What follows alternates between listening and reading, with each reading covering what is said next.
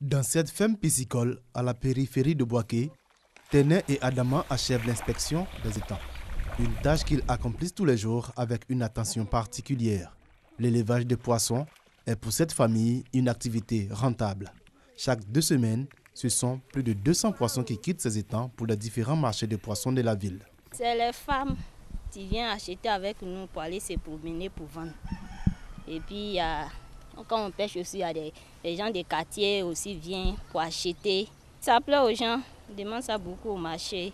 Même à présent, mais les gens continuent de demander, mais comme ce n'est pas trop gros, on ne peut pas vendre pour le moment. Téné n'a pas reçu de formation de piscicultrice, juste un encadrement et une assistance du CNRA, le Centre national de recherche agronomique, qui lui a fourni les alevins. Aujourd'hui, elle gère avec succès cette ferme qui appartient à son oncle. On a jeté les alevins à Sanera. Quand on a envoyé, on les a mis dans l'eau. On a commencé à les donner à manger un peu, jusqu'à ils ont grossi. À moins de 5 km de là, la station de recherche sur la pêche et l'aquaculture du CNRA. C'est d'ici que sont partis les alevins qui ont permis d'approvisionner les étangs de Téné. La station de Bouaké est l'un des principaux fournisseurs d'alevins aux pisciculteurs du pays. Dr Cyril Ngouan est le chef du programme pêche et aquaculture continentale.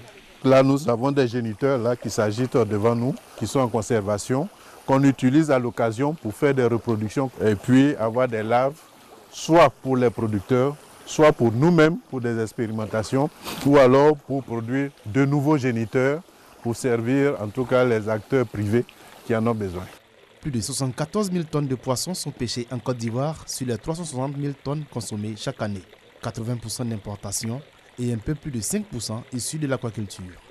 Relancer la production de poissons au niveau national, tel est l'objectif de ce projet de développement de l'aquaculture. Ce projet a permis au CNRA de former 5 premiers multiplicateurs, comme on dit, si vous voulez, des pisciculteurs semenciers du tilapia et qui sont en activité actuellement au niveau du pays. Ça n'existait pas vraiment dans le tissu de production de poissons de pisciculture en Côte d'Ivoire. Depuis le démarrage de ce projet en 2014, la station aquacole de Bouaké a produit plus de 1 900 000 alevins de tilapia qu'elle a mis à disposition des pisciculteurs. En avant-garde de la recherche aquacole en Côte d'Ivoire, la station de Bouaké sert actuellement de champ d'expérimentation pour l'introduction du tilapia de souche brésilienne. La station piscicole du CNRA a effectivement reçu la souche brésilienne du tilapia Oreochromis nauticus et avait pour mission de les faire croître, les multiplier pour que nous puissions faire des tests en station sur leur performance zootechnique avant de les proposer aux pisciculteurs ivoiriens. Un projet que les chercheurs ont mené à son terme. Ils attendent désormais l'autorisation des organes de tutelle pour mettre cette souche de tilapia à disposition du grand public. Par rapport aux performances que nous avons constatées, qui sont appréciables, nul doute que l'État décidera de les mettre à la disposition des producteurs qui attendent, il faut le dire, qui attendent depuis un certain temps que cette souche soit à leur disposition pour améliorer leur production sur leur ferme. Pour retrouver le tilapia de souche brésilienne dans nos assiettes, il faudra donc patienter encore quelques mois. Lancé en 2014, le projet de développement durable de la pêche et de l'aquaculture en Côte d'Ivoire vise à contribuer à la sécurité alimentaire et à lutter contre la pauvreté en milieu rural.